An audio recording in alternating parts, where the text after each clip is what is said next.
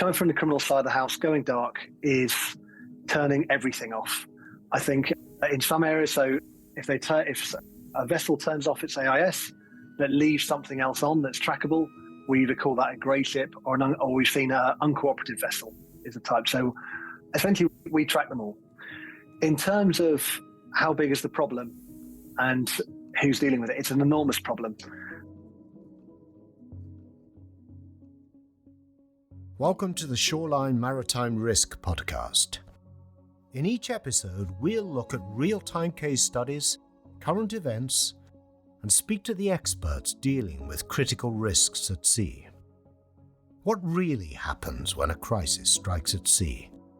And what can you do to protect your ship? My name is Nick Maddalena, and I'm very pleased to welcome Brendan Moore and Eric Anderson in joining me for this episode of Shoreline's Maritime Risk podcast, entitled How Commercial Satellite Data Can Provide Actionable Intelligence in the Maritime Domain. Synmax is an intelligence and analytics company with a core focus on maximizing the value of satellite imagery. Built on a foundation of high-end technical experts, they've added intelligence professionals and imagery analysts from a variety of Five Eyes military and law enforcement agencies. And for those of you who are not sure, Five Eyes constitutes Australia, Canada, New Zealand, the UK, and the US. Brendan Moore has spent almost 18 years working within the intelligence field, combating organised crime for the UK government across drugs importation, firearms, and cyber. He's taken this expertise in intelligence and tackling criminality into Synmax as CEO. Eric Anderson is Synmax's Chief Technology Officer. Prior to joining Synmax, Eric worked in the energy trading industry for 10 years, most recently as a quantitative analyst, developing models used for commodities trading. At Synmax, he leads a highly skilled team of data scientists, machine learning engineers, and GIS engineers from a diverse set of industry backgrounds, including financial trading, energy, and Earth observation. Great to have you both join me this afternoon, gentlemen. Maybe I can start by asking Brendan, what do we actually mean by actionable intelligence? Thank you, Nick. So coming from the public sector into the private, I've noticed there's a bit of a problem with the analytics industry as a whole. Essentially, what is normally offered is an interesting fact or an interesting information, not necessarily intelligence that has a usable endpoint. So the solution that we've taken up is a stronger mix of intelligence and technical professionals working as one team with a focus on real-world impacts over that kind of just an interesting tidbit that's nice to know, but what does it lead to? What can you do with it? Can you actually use it in some way?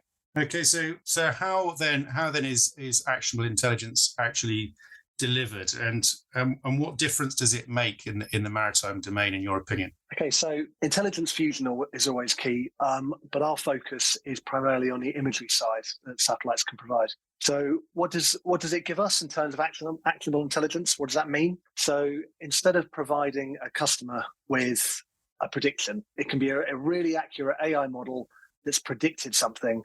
Well, what can you do with that? You can't use it in court. You can't deploy on it. You're not going to phone up a high-value customer and accuse them something based on a machine's prediction, essentially. So what we provide is we go that step further. We also have the predictive models. We get to, we predict where vessels are going all around the world on a massive scale. We can ingest 17 million kilometers worth of over ocean. That's the kind of scale we're looking at. But the key bit for us is we provide images.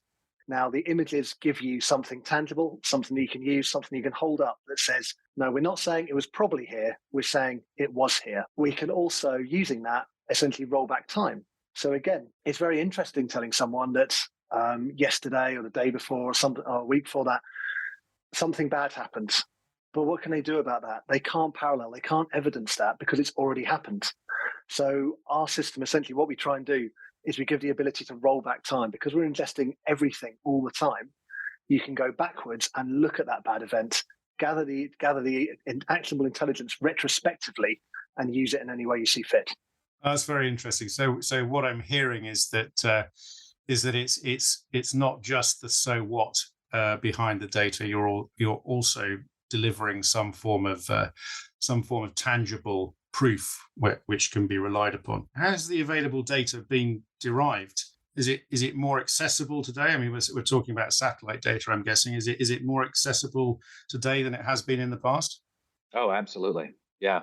This data set did not exist as recently as 5 years ago. And to understand what we're talking about here, Thea, which is our maritime intelligence product, it really focuses on two different kinds of data sets because we aim to be both wide and deep in our coverage of maritime domains. So the first one is we capture medium resolution, about 5 meter optical imagery over an enormous area of the ocean. Eventually, we want to try and capture the entire ocean. And to do that, we're using a constellation of over 200 satellites to get about one picture a day.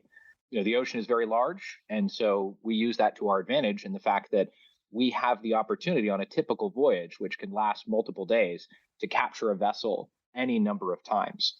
And then from those optical images, when we capture a vessel, we can tell things not only about the identity of the vessel, very likely make a positive identification just from medium resolution imagery, but we can also definitely tell the speed and heading, which lets us know where it's going to be so many hours in the future. And that's where our second data set comes in, which is higher resolution, more highly available, either radar satellite data or higher resolution optical data, depending on if we want to capture an image day, night, cloudy, or what type of weather conditions. And that follow-up is what lets us definitively always capture the vessel and make 100% positive identifications of it. Our goal with this product is really to make sure that we're being both wide and deep. We can cover a huge portion of the ocean for the discovery of dark vessels, but we can also follow it up with high fidelity data that lets us know exactly what it is and where it's going. Okay, so and what I'm hearing from what you're saying is that satellite data has become significantly more accessible. Is that just availability, number of satellites, or is it an affordability issue? It's both. So, like I was saying, in the last 5 years, a lot of things have changed in the commercial satellite industry. It wasn't that long ago that satellite imagery was something that was only available to governments, and that has changed in a very short period of time. So what caused that change are really two things. One, the proliferation of what are called CubeSats, which are much smaller, cheaper, easier to manufacture satellites that fly in a very low orbit to get the same type of optics that a traditional larger satellite would when it's flying at a higher orbit. And then two, launch costs. I'm sure all of your listeners know of the company SpaceX, which has really changed the game in satellite launching and brought those costs down significantly. So as those two factors put pressure on the ability to cheaply deliver Earth observation data, we've seen a proliferation in the number of Earth observation companies that have come out of Silicon Valley and all of the Western world. And the fact that we have all of these companies that have launched these huge constellation of satellites means that Synmax is in a position to purchase enormous amounts of data, which wasn't even possible 5 years ago. So, I mean, if you were to look into the future, then the next 5 years, is it going to become even more accessible and more affordable? I think so. The resolution and frequency and availability of these satellites is going up and the cost is going down. We're seeing it over and over and over again. I have my own personal beliefs about the satellite market, which do not necessarily reflect the beliefs of Synmax, but I think this market is overbuilt. I think we're just coming off the heels of a lot of cash infusion into the tech sector, and there have been a lot of tech companies that have invested very big in huge constellations of satellites. And it may be just a little bit early. There's not quite enough customers to ingest this volume of Earth observation data, so the prices continue to come down. And Synmax is taking full advantage of that. No, fair enough. It'll be interesting to see what happens with all those tech companies over the next few years, I'm sure. So, on the basis that just over 2/3 of the Earth's surface is covered in water, which by anybody's stretch is a huge area for satellites to monitor. I wonder, how does the application of data science allow us to extract insights from such a vast volume of data? Because it must be vast. And I guess, Eric, I'd also like to know. I'd like to put something to bed for all those spy movies out there, which would suggest that satellite imagery is real time and you can spot anything happening at any point in the world in minute detail. How realistic is that? Yeah, Nick, I'm sorry to say that there are a number of things that the spy movies get wrong about satellite imagery, and the real time component of it is one of them for now, but it's changing. Another one of the big ones is, you see the spy movie where they have an apparent live view video feed at very high resolution of any point in the Earth that they want. That's simply not the reality. To get that, you would need what is called a geosynchronous satellite. Those sit in an extremely high orbit. And so when you want to take a high resolution picture from space, there's only two levers you can move. You can move the size of your optics, right? Larger optics can take a better picture, and you can move how close you are to the target. So sitting in that geosynchronous orbit, you would need optics something on the scale of the Hubble Space Telescope to get a very high resolution image of the Earth. And so these satellites that are taking these real high resolution photos, like the one you're seeing in spy movies, they sit in a much lower orbit. And because of that, they're moving much faster. They circle the Earth every 90 minutes. So you're certainly not going to get a live feed of a point in time for more than a few minutes at a time. Right. And then the second one, the real-time component, that's actually one that the industry is working on solving. So the current generation of satellites in space, they use what are called ground stations. Most typically, they fly in a polar orbit, which means they move from the North Pole to the South Pole and back again. Right.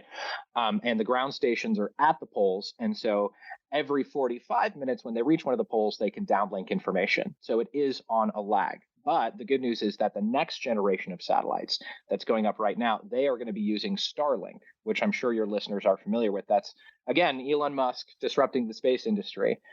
That is a huge constellation of communication satellites that really are going to let the next generation of satellites give you a real time, maybe with a few microseconds lag view of whatever you want to look at on the Earth. So we're really excited about that technology. And that will be one area where the spy movies will finally be correct. And then your first question was asking about just the volume of data that we have to process, the fact that 2/3 of the Earth's surface is covered in water. You're absolutely right. That's one of the technical challenges that Synmax has solved, which we're very proud of solving. Right. So, everybody, I think, is aware of the fact that there is something called machine learning, and you can do object detection with it. You can take a picture and feed it into a computer and say, find me all of the X, Y, and Z objects, and we can do that very performantly with today's technology. But the challenge is that it is extremely computationally expensive to do that kind of analysis. And so, the order of data that we're talking about when Synmax is covering an area of the ocean as large as 12 million square kilometers every single day, that is terabytes per hour, which is just a fire hose of data coming through.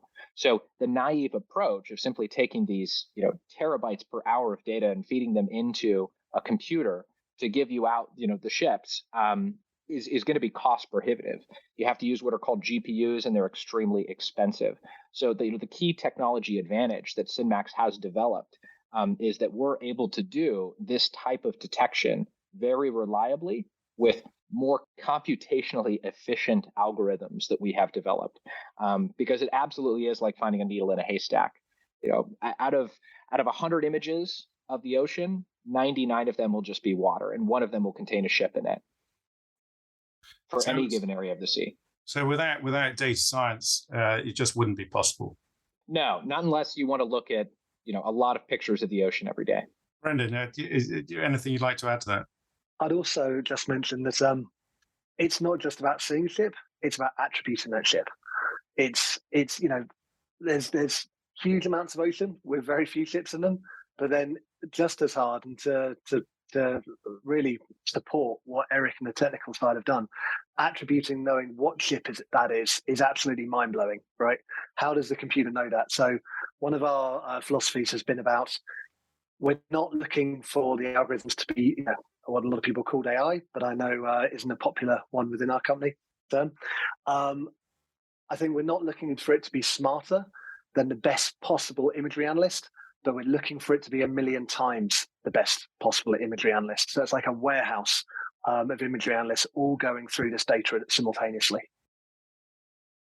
Understood. That's a good lead in actually to the next question I want to ask you, Brendan. So, there's an increasing amount written in the press, mainstream press and trade press, about vessels that go dark, basically by hiding their AIS signals or even radio frequency signature.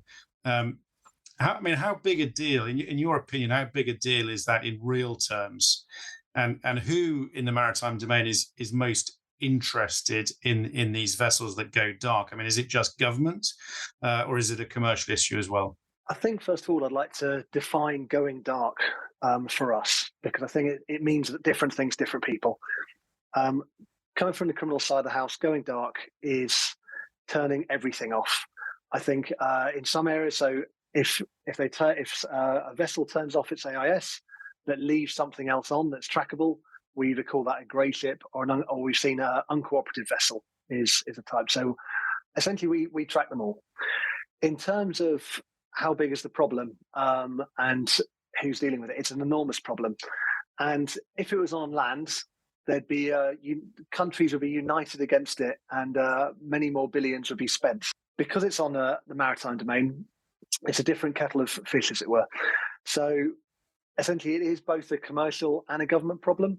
You've got illegal fishing costing billions and having real environmental harm and serious harm to developing nations as well, which will essentially get bullied out of their own fish trade. You have a variety of fraud types, insurance, contract fraud, etc., sanctions evasion. Now, all of these, essentially, there's one big solution to this of what are the vessels doing out there? Let's stop them going dark, stop them going invisible. But a variety of different, both methodologies on the criminal part and the funding chains, funding supplies from government and commercial, extremely fragmented and difficult to coordinate. Understood. So, I mean, linking together what we've just discussed, technology's obviously evolving. Data availability is increasing dramatically and all the time. So Eric, is all this making a material difference in being able to monitor illicit shipping behavior? And what are the ongoing challenges, for it going forwards? Yes, I think we are on the precipice of it making a very big difference. Like Brendan was talking about, the ocean has long been a place for illegal activity. It's very big, it's very poorly monitored, and it has, for a criminal, convenient legal ambiguity when it comes to prosecuting anybody. But the technology is evolving, like you said. Satellites are becoming more frequent, the resolution's becoming higher, the coverage is becoming better. And so illicit activity, things as benign as a vessel cutting a shipping lane, maybe going into a marine protected zone, something that they could do very easily just by switching off their AIS and navigation system and, going dark to all of the traditional methods, to things that are far more pernicious, like human, drug, and arms trafficking that all happens on the ocean. All the way to sanction violations. The technology that has traditionally been used to monitor these has always relied on active emissions from the ships, whether it be the AIS or whether it be radio frequency detections from the ship's navigation system, which is what a lot of the existing satellite constellations that do maritime surveillance have been focusing on. This technology that Synmax is releasing, which relies on optical data, SAR data, these are things that cannot be controlled by the actors themselves. They can switch every single electronic device on in their vessel, and we will still get a picture of them. We will still get a radar reflection of them. So yeah, the technology is evolving, and I believe it is very close to making a huge difference in the ability to hide illegal activity on the sea. And the ongoing challenges going forwards, again, asking you to peer into the future with your perspective. But I mean, the ongoing challenges that may or may not be overcome going forwards. Certainly, yeah. So I think the biggest one, of course, is cost. This technology is still new, and as with any new technology, it has not gotten very far down its decline curve yet, right? When I talk about how the price of imagery has been falling over the last 5 years, well, that's still a relatively small scale and it has a long ways to go. So to make this kind of technology available to all the participants in the maritime space, right? Clearly wealthy countries can very easily afford to purchase commercial satellite imagery and have a company like Synmax, deliver insights into it very easily. But we want to make it accessible to everyone. Western African nations are some of the most abused when it comes to illegal fishing by wealthier nations, and Synmax is taking a huge step towards making the kind of monitoring that can stop this much more possible. But we need those input costs to come down further to make sure that this technology gets adopted widely enough to make a difference. Otherwise, it'll just be one country adopting the monitoring technology and the illegal fishing fleets just moving to the country next door that can't afford it. No, understood. So we've talked about dark shipping activity, and you've mentioned illegal shipping. Are there other areas? I imagine there must be. I mean, what are the other areas where you believe that satellite data can literally shine a light in the maritime domain? Maybe talk to us about global energy supplies. Can it monitor green energy? I mean, what are the other areas where your capabilities going forwards are going to be able to to solve a problem or answer a question? Yeah, so a couple of points on this. First of all, there is a type of technology called hyperspectral analysis. Sounds complicated. All it really is we're using the non-visible light portion of radiation, which can be picked up by these satellite cameras, to do a special type of analysis. And with that, we can very reliably see emissions, carbon, methane, sulfur, a lot of the aerosols that we're concerned about when it comes to the shipping industry. The shipping industry still heavily relies on bunker fuel, which is a very dirty kind of bottom of the barrel stuff that comes out of the refinery, but it's also extremely cheap. And there's a transition underway to move at least some of the larger vessels over to LNG, liquefied natural gas, which is a much cleaner burning fuel. And hyperspectral analysis could play a big part in monitoring the adoption of that and ensuring that those who say they are using it are actually using it. So it creates a system of accountability. And then the second one is, we talk about energy transition or energy monitoring. Most of the vessels that move energy around the globe stay light, especially LNG vessels. There's obviously dark tankers that move, from Iran into China and North Korea and so on. But most of those tend to stay light. But where the problem comes is that a lot of companies are saying we are going to use what is called responsibly sourced gas that is derived from methods that have been proven to be minimally environmentally invasive. And so those LNG cargoes that are supposedly carrying responsibly sourced gas, again, they lack accountability because the AIS system that is being relied on is so easy to spoof. So, our technology offers a way to accountably track and know for certain that responsibly sourced gas cargo is, as they say it is, sourced from the methods that they're claiming. Yeah, that's fascinating, Brendan. In light of everything that we've discussed, what do you think is this future of the satellite, the commercial satellite industry, and the value it can create in monitoring world activity? Google Earth kind of introduced the general population into what satellite imagery looks like, right? The problem with that was essentially it's normally years out of date. It's beautiful, it goes in depth, you can zoom in and out, but it is quite out of date. The journey we're currently on is the next step is imagery on demand, where it's accessible to everyone. The key component to maximizing the value of that is essentially analytics and intelligence companies like Synmax making sense of all that imagery. There's no human that can go through it all. It's on demand, but it's vast. And to get some answers out of it rather than further questions, you have to have subject matter experts educating systems that can answer those really difficult problems, both on a strategic and a tactical level. Now, an example would be, for instance, we've talked a bit about illegal fishing, not picking out a single fishing vessel that happens to be illegally fishing, but likewise, not just picking out an area in the past that has been subject to it. What people want, what we've seen countries and industry want, is triaged, who are my worst, who are the most 10 impacted vessels in this area, what's the company behind them, what's the plan to basically stop this happening? And that's what we can provide off the back of imagery. That's an example from illegal fishing, but it's going to be across all markets. This kind of on-demand imagery is going to change the world in ways it's very difficult to predict at the moment.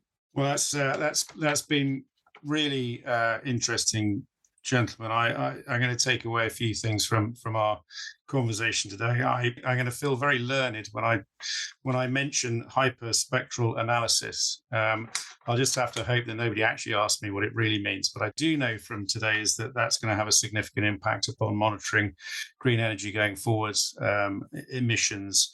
And I guess to sum up, it's pretty clear that the accessibility of satellite data is going to increase dramatically, and the applications for it in spans beyond obviously the maritime domain, but within the maritime domain, there will be significant application to it. So I think. Thank you very much to both Brendan and Eric for participating today, and thank you to all of Shoreline's podcast listeners for listening to this. By all means, if there are any feedback or comments to this podcast, then do please come back to us. But Brendan, Eric, thank you very much, and I will look forward to catching up with you again. Let's maybe do this podcast again in a year's time or 2 years' time, and we can talk about the developments. But thank you both very much indeed. Thanks, Nick. Looking forward to it. Thank you.